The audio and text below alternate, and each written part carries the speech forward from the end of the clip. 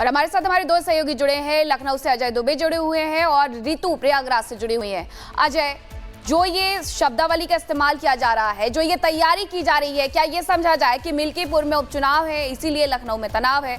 यही वजह है कि क्या इस तरीके के शब्दों का इस्तेमाल हो रहा है? देखिए, समाजवादी पार्टी के सोशल मीडिया हैंडल ये बराबर विवादों में रहा। ये पहली बार नहीं है, पहले प्रवक्ताओं से बीजेपी के भिड़ंत रही, नेताओं को उल्टा सीधा कहा गया। इसको लेकर मनीष जगर अग्रवाल जो इस पेज से जुड़े हुए सपा के ऑफिस बियरर हैं, उनके ऊपर भी एफआईआर हुई। तो विवादों की जड़ पुरानी रही है। बात करने के लिए बीजेपी के प्रवक्ता हीरो वाजपेयी हमारे संग मौजूद हैं। Samajwadi Party social media cell, इससे भिड़ंत तो आप लोग की पुरानी ही रही है, लेकिन इस तरीके की शब्दावली, लौंडा लपाड़ा, इस तरीके की भाषा कहना कैसे देखते हैं आप? मुझे लगता है कि इस पूरी जो पद्धति है समाजवादी पार्टी की, ये अखिलेश यादव की सह पर चलती है और अखिलेश यादव जी इसके पीछे हैं। कुंभ को सीधे खारिज करने से बच रहे हैं। उन्हें लगता है एक बड़ा भारी वोट बैंक है और जो 80% है उसको सीधे नाराज नहीं कर सकते। जिन्होंने राम भक्तों पे गोली चलाई थी, वो कुंभ के बारे में कुछ भी कहने से बचने की कोशिश में है और इस बचने की कोशिश में इस तरह ट्विटर हैंडल से इस तरह की शब्दावली का प्रयोग हो रहा है। शब्दावली की बात हो रही है और जो शब्द उन्होंने कहे, हमने तो देखा है कि स्नान जब साधु भी करते हैं, नागा भी करते हैं, तो एक दूसरे के ऊपर जल डालते हैं, चीजें होती हैं, एक तरीके का उत्सव भाव दिखता है। यहां पर ऐसा क्या हो गया? देखिए, मुझे लगता है कि उत्सव से ही उन्हें कष्ट है, क्योंकि कुंभ के इतना व्यापक इसका अर्थ जा रहा है जिससे समाजवादी पार्टी घबराई हुई है। जिस पीडीए को वो कहती थी, वो पीडीए इस कुंभ में बिखरा नजर आ रहा है। असली पीडीए की परिभाषा उन्हें ये पता लग गई इस कुंभ से कि इस कुंभ में बहुत बड़े से बड़ा आदमी, बड़े से बड़े कारपोरेट और एकदम सामान्य सा आदमी, इस कुंभ ने कास्ट और क्रीड का अंतर खत्म कर दिया, जिससे वो घबराए हुए हैं और घबराहट में इस तरह की शब्दावली का प्रयोग कर रहे हैं। देखिए, बिल्कुल ही निशाने पर बीजेपी के नेताओं ने भी इस तरीके की बयानबाजी, सीधा पलटवार बीजेपी की तरफ से अजय लगातार यहां पर किया जा रहा है और इसी तरह इसी वजह से शब्दावली पर भी सवाल यहां पर उठाए जा रहे हैं। ऋतु का भी जरा यहां पर रुख कर लेते हैं। ऋतु, आम लोग पहुंच रहे हैं, तमाम सनातनी पहुंच रहे हैं, कैबिनेट पहुंच गई तो इस पर दिक्कत हो गई। लोग वहां पर जो है साधु संत हैं, वो क्या कह रहे हैं? क्या ऐसा होना चाहिए था, फिर नहीं? बिल्कुल सुमित, जिस तरीके से आपका सवाल रहा है और इस वक्त मैं मौजूद हूँ निरंजनी अखाड़े में और आपको बता दें प्रयाग में स्नान हुआ, प्रयाग में योगी कैबिनेट की बैठक हुई, लेकिन हलचल जो है वो लखनऊ में देखने को मिली। अखिलेश यादव तिलमिला गया और सवाल यहाँ पर सीधे सीधे जोड़ने लगे। हमारे साथ शिव हरि जी महाराज जी मौजूद है, उनके साथ बातचीत करते हैं। महाराज जी, देखिए, अखिलेश यादव कह रहे हैं कि प्रयाग की जमीन पर ये फैसले जो लिए जा रहा है ये राजनीतिक है, धर्म की जो नगरी है कुंभ में, यहाँ पर इस तरीके से बैठक गलत है। ये जो बैठक गलत नहीं है, ये सही है बिल्कुल।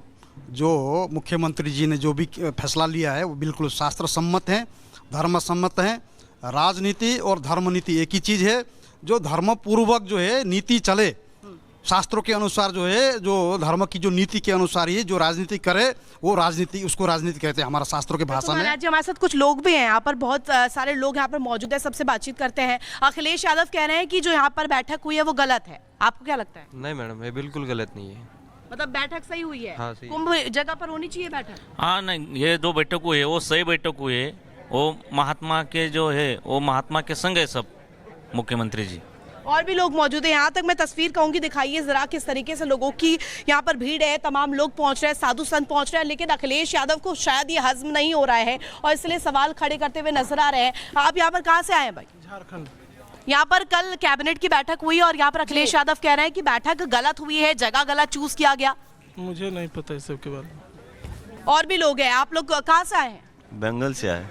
यहाँ पर योगी आदित्यनाथ पहुंचे थे, कल स्नान भी किया, पूरी कैबिनेट पहुंची थी। क्या लग रहा है, फैसला इस प्रयाग की जमीन को चूज करना गलत? बिल्कुल ऋतु, और लोग भी इस बात को लेकर के तारीफ कर रहे हैं कि वहाँ कैबिनेट हुई, वहाँ स्नान हुआ, लेकिन जो शब्दावली का इस्तेमाल किया गया वो बेहद गलत था। आप दोनों का बहुत शुक्रिया। खबरों में आगे बढ़ते हुए बात करेंगे बिहार की, जहां मोकामा उस वक्त गोलियों की तड़तड़ाहट से गूंज उठा जब पूर्व विधायक अनंत सिंह पर निशाना साधा गया।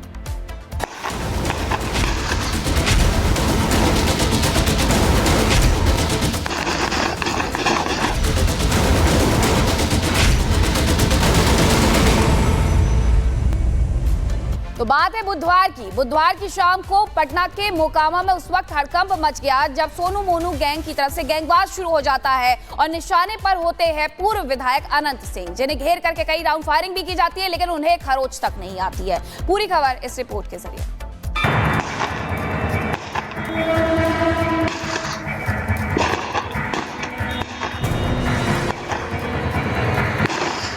गोलियों की तड़तड़ाहट। पूर्व विधायक अनंत सिंह पर 60 से 70 राउंड फायरिंग।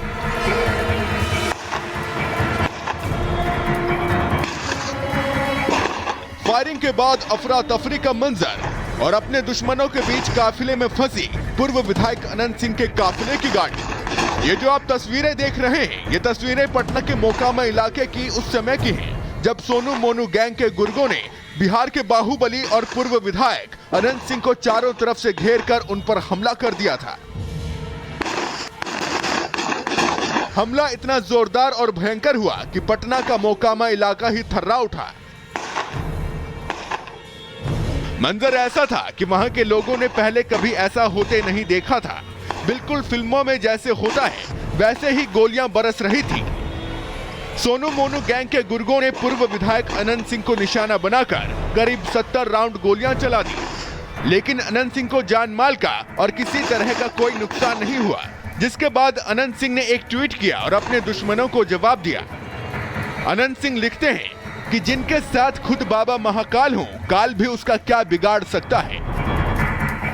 दो आदमी कहे कि देखो सोनू मोनू है घर में, देखने के लिए गया, वो ना सब भागे लगा, गोली उसको गर्दन में लग गया, कंधा में। उसके बाद हम लोग को जो आदमी था इसको बचाने के लिए दौड़ गया।